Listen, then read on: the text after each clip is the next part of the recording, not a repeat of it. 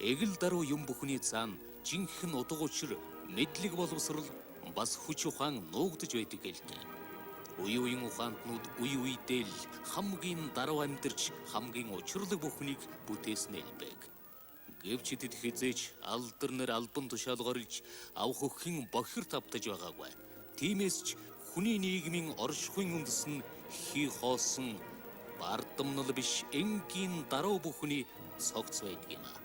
Жинхэнэ өвтгш соёл боловсрол хийгээд эгэл даруй явахын тод жишээг үзүүлэгч нь Монголын үндэсний телевизийн найруулагч редактор Намхай Цэрэнгийн Гамбат билээ.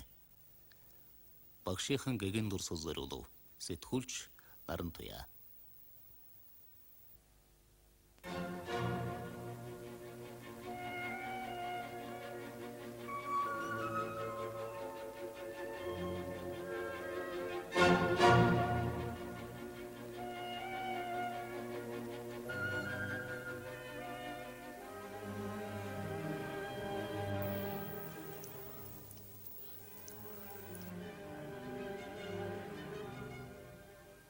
Өнөөдөр бидний амьдарч буй нийгэм хүмүүсийг ажиглан хараад байхад нэр хүнд, алдар гавьяа, эд мөнгө хэмээх хэлбэр төдий зүйлс хэтэрхийх давамгайлж хамгийн сүүлчийн цэгт хүрэхэд утга учир нь алдагдах хий хоосны араас хошууран өөрт олдсон боломж цаг хугацааг дэмий үрээд байна уу гэдэг зэмлэл дагуулсан бодол төрөх юм. Яагаад ч юм амьдрал та биднийг туршиж хинэн хэн болохыг мэдэх гээд ч байгаа юм шиг. Ийн таныхаа ярьж байсныг эргцүүлэн бодохын цагт нүдэнд үл үзэгдэх бүхнийг байхгүй гэж хэлж болохгүй адилаар насан туршийн амьдралын утга зорилгыг нь асуухын тэр мөчөд өөртөө хэр үнэнч байж өрөөлийн тусын тулд юу хийснээ ихцлэн байж хэлэхсэд хэр олон болдгийг асуулт гарна. Гэтэл бас энэ бүхэнд төв нуруугаан үл алдагч хүн гэж байдаг юм. Ийм хүмүүс амьдралын эхлэлээс эцсийн мөч хүртэлх тэрэл харьцангуй хугацааг ойлгон таних өөрөө өөртөө эзэн нь болж чаддгийм байна. Хинд ч үл танигдах атлаа хинээрч орлуулж болдоггүй. Энэ л хүмүүсийн хүчээр магадгүй та бид өнөөдрөөс маргааш төрч улс үндэстэн эх орон минь оршин байдгийн болов уу? Ёстой л эгэл жирийн бүхний цаана жинхэнэ ертөнц байдгийн үлгэр ингэж эхэлнэ.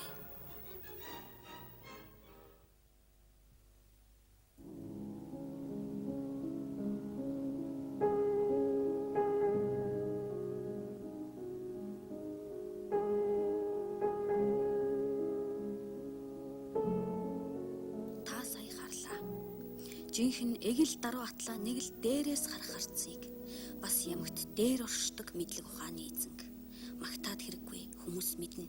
Ийм л хүн бидний дунд олон аваас ийм хүний сэтгэлэн өгч чаддаг эх орн нь алддаггүй юм.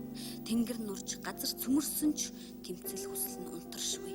Тэргүүн гудаж мэдэхгүй гэдэг үгийг нэг ч хэлж үзээгүй. Харин телевизтэй бол Орос гамбаа бас хүн зааварч хэлцдэг. Дэлгэцнэн бол урмын гамбаа. Угтаан тэгээд ертөнцийн соёл түүх амьдралын ухааныг түгээгч энэ л хүний тухай хамтдаа дурсцгаая. Өөрөө тэр тухайн одоо хийх гэж байгаа юмныхаа талаар айл хэр их мэдлэгтэй байх нь бол тэр нэвтрүүлэг одоо ямар чанартай болох вэ гэдэгт бол яах аргагүй нөлөөлж байгаа юм. Яагаад Гамбатыг сонирхож бид нар энэ тэр редактораар авч ажиллах болсон юм бэ гэхээр ер нь бол оюуны хүндэр соёлтой их боловсралтай хүн байсан. Тийм ч учраас бол энэ тэр хүний одоо мэдлэг, тэр хүний хүсэж одоо мөрөдөж явдаг тэр их зүйл, одоо тэр их тэмүүлэл нь бол одоо телевизэд бол хэрэгтэй байсан юм аа. Тийм учраас бол Монгол телевизэд авч ажилласан. Тэгээд Монгол телевизэд ирээд бол Гамбаттай илүү ойр дотно гинээр редакцид ингэж ажиллах болсон л доо. Тэгээд харж хахад бол Гамбатын хамгийн ихний гол онцлог байдгийн. Тэр нь юу гэхээр зэрэг нэвтрүүлэг бүхнээ яг хүүхэд одоо их барьж авах гэж байгаа юм шиг тэгж бэлддэг. Манад одоо нэг нийгмийн өөрчлөлт гараад бид нар одоо нийгмийн өөр одоо шатруу тийм ээ ингээд арчлалыг хөгжүүлэх гэдэг марчлалын юм шилжилтийн үед явж штэ. Тэгэхэд бол энэ уран бүтээлчдийн дунд бол янз бүрийн байдал бий болсон л доо. Тэгэхээр зарим нь хуучин хийжсэн нэвтрүүлгээ хэрэггүй юм шиг санагдаад хайччихсан. Зарим нь одоо шинээр одоо их олон төрлийн одоо төрөл жанрын ч юм уу одоо тийм хүний сонирхол илүү татсан ч гэдэг юм уу нэг тиймэрхүү чиглэлийн нэвтрүүлэг хийх гэж ирмэлцсэн тийм ээ. Энэ байдал, энэ өөрчлөлт, энэ байдал дунд бол одоо хуучин Монгол телевизийн одоо програмын бодлогот байсан сайхан нэвтрүүлэг үчигсэн алга болсон л доо. Зарим нь одоо сүлдээс сэргэж байна. Гэтэл Ганбаатарт бол ерөөсөө тийм байдал бол үзэгдээгүй. Яг тэгэхээр тэр өөрийнх нь одоо анх санаачилж бий болгосон тэр урам гэдэг нэвтрүүлэг нь бол анх хийсэн цагаас нь өдөө хүртэл явж л байна. Тэгээд энэ нэвтрүүлгээр энүүгээрээ бол Ганбаатар шүү дээ тийм ээ өөртөө болоод одоо үзэгчдэд ямар их үнэнч вэ гэдэг нь бол харагдаж байгаа. Тэгээд тэр нэвтрүүлэгт бол ерөөсөө дандаа өндөр соёл, өндөр ёс суртахуун, өргөн талын мэдлэгийг номлодог юм нэвтрүүлэг байсан.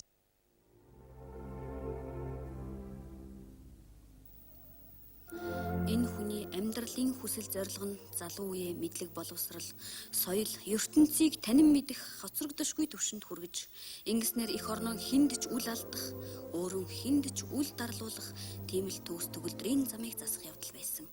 Тиймээс ч энэ хүний бүхэл амьдрал зөвхөн залуусын төлөө, бусдын төлөө зориулагдсан юм. Соёлын яамд ажиллаж бас л мэдлэг боловсрал, соёлын шин нэрнг бий болгох гэж зорж явсан тэр үед телевизээр дамжуулж бусдад бүхнийг танин мэдүүлж ойлгон ухааруулах боломжтойг олж харсан. Тэгээд л телевиз гэдэг их айлыг зорьсон. Хамгийн түрүүнд хүмүүсийн амьдралд юу хэрэгтэйг мэдрэх явдал яг олсон. Урам дэм дутагддгийг олж харсан юм. Ийхүү урам нэвтрүүлэг эхлэж Монгол телевизийн дэлгэцнээ ертөнцийн соёл орж ирсэн юм. Хүмүүс урмаас урамд хүрэх, урмаас урмыг үзэх тэрл хугацаанд өөрсдөөс нь өөр агуу том ертөнц соёл урлаг түүх шаштар бас өөрсдөөс нь хол илүү зүйл гэж байдгийг ойлгон өөрөө ч үүндэм боловсрч танин мэдж соёлжиж байлаа. Урам нэвтрүүлэг ямагт биднээс өмнө алхаж, ямагт биднийг дагуулж явсан юм. Миний лимитхийн олон оюутан залуус энэ л нэвтрүүлгийн цараар би юу хүсэж, юу сонирхож, юуны тулд сурч боловсрч яваа вэ гэдгийг ойлгож мэдэрсэн. Тэгээд ч одоо нэвтрүүлгийн хүлээж бас нэгэн шинийг үзье гэж суугаа. Уран бүтээлч байхын жинхэнэ утга нь энэ биш гэж үү.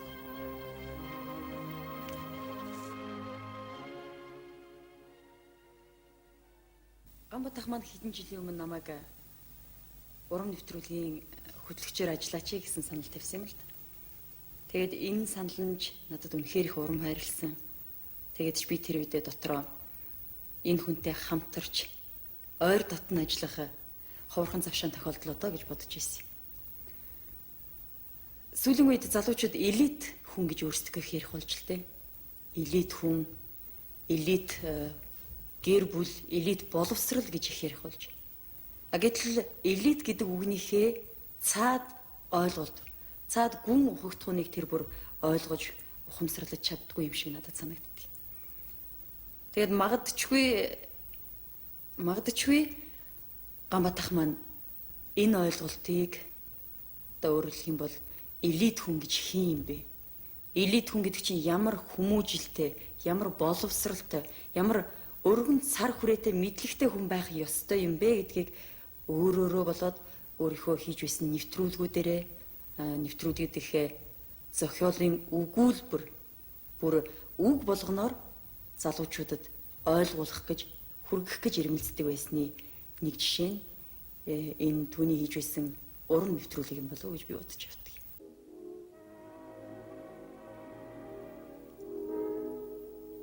Цаад хүнийн жинхэнэ хүн аваас түүнээс сурч түүгээр бахархаж бас түүний төлөө хийж бүтээхийн жигүүр ургадаг гэдгийг би ойлгосон юм.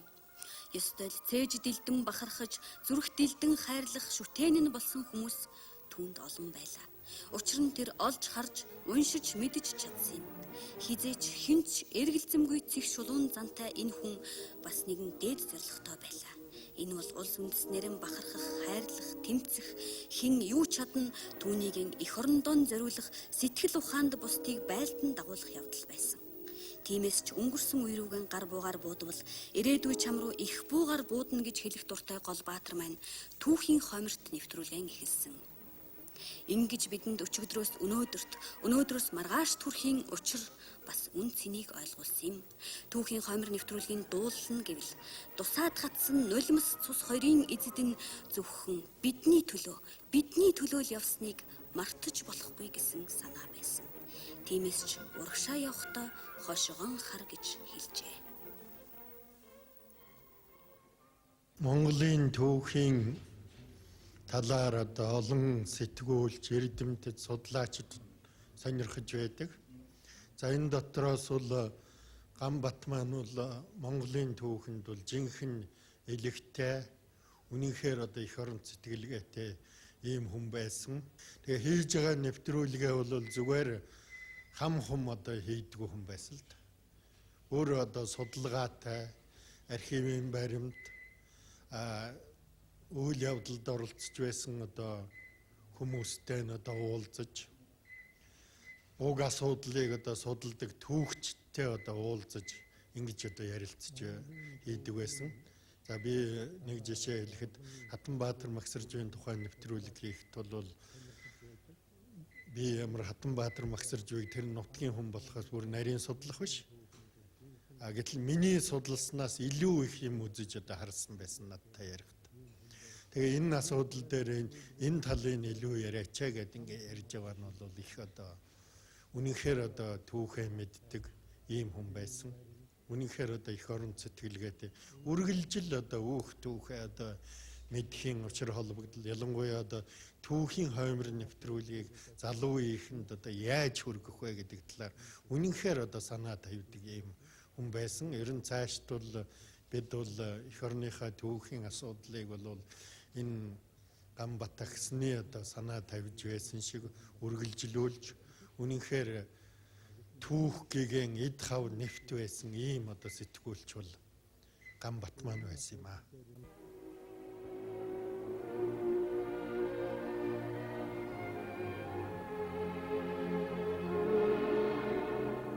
Зорилгодоо хэн үнэнч байж, зорьсон дон хэн хүрч чадна тэр жинхэнэ хүн болов. Сэтгэл нь хэр ариун байна, амьдрал нь тийм гэгэн болно.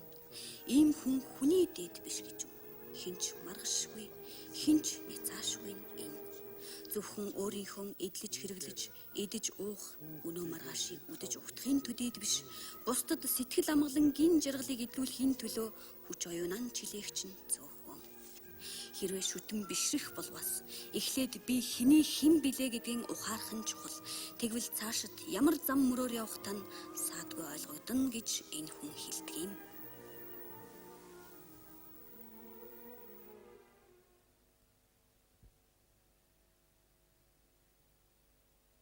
Тэгээ энэ хүн надтай хамт энэ номын хүрдэн гэдэг нэвтрүүлгийг одоо эрхлэн явуулж явах хугацаанд бол гандан тэгшлэн хийд болоод Эрдэнэтэн мэрэгтэй хамтраад ер нь номын хүрдэн гэдэг энэ нэрийн дор Монголын уламжлалт бурхны шашны 10 ухааны хамарсан нэлээ 3 жилийн хугацаатай үргэлжлүүлэн явуулах том хэмжээний төлөвлөгөө гаргаж энэ дэр эхэлсэн байгаа.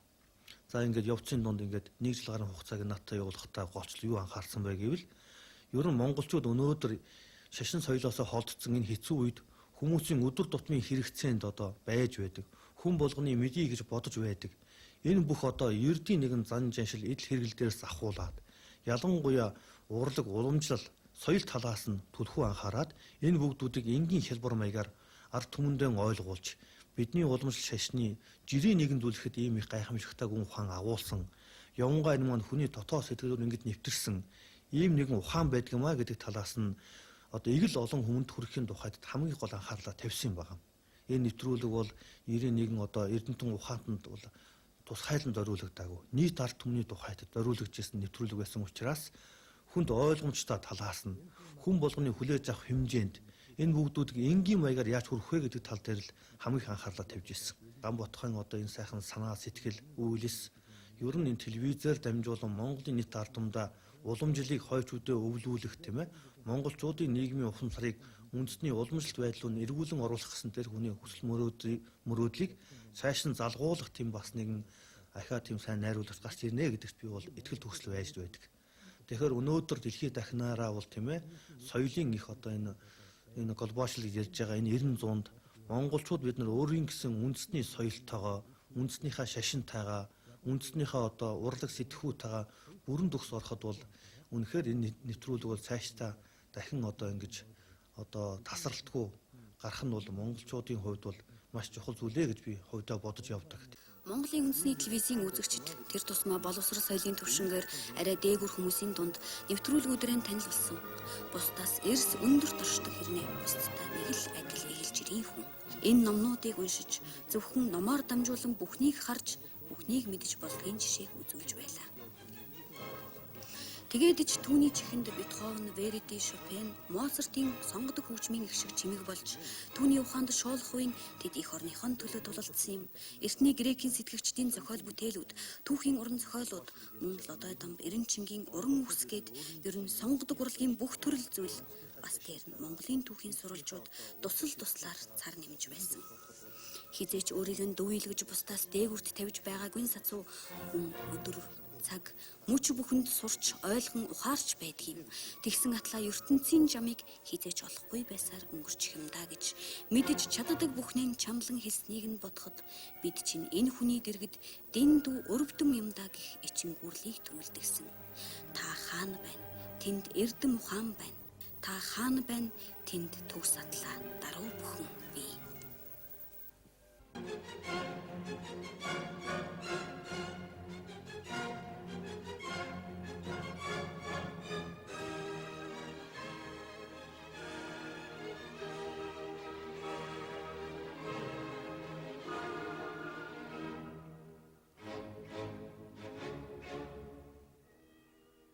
Хөдөлмөрч одоо ингэж юмдаа телевизэд бол одоо бүр зүрх сэтгэлээсээ одоо ингэж ханддаг ийм хүн болвол ер нь арга цөөндөө тэгээд ер нь бол телевиз бол баг гэр нээсэн л да. Тэгэхээр одоо баг зарим үед бол энэ Ганбатын яг нэг дэх гэр нүү хоёр дахь гэр нүү гэж хүртэл бид нар бас ярилцдаг байсан. Тэгэхээр яг л өөрийнх нь одоо төрсэн гэр шиг одоо яг л тэгжлээдэг байсан. Тэгээ телевиз бол ер нь телевизд бол удаан хугацаанд Ганбат нэлээ өгүүлэгдэх байхаа гэж би бодож байна.